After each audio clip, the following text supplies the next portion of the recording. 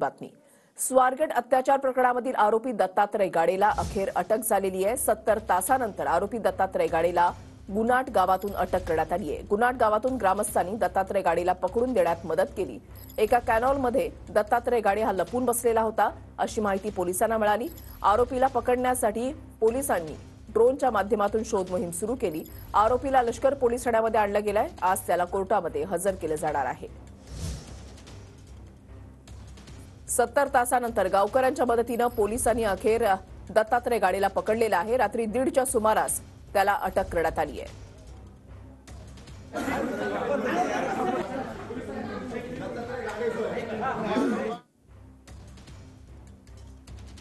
आरोपीला लष्कर पोलीस ठाण्यामध्ये आणलं गेलेलं आहे आणि आज त्याला कोर्टामध्ये हजर केलं जाणार आहे। त्याआधी त्याचं मेडिकल केलं जाईल।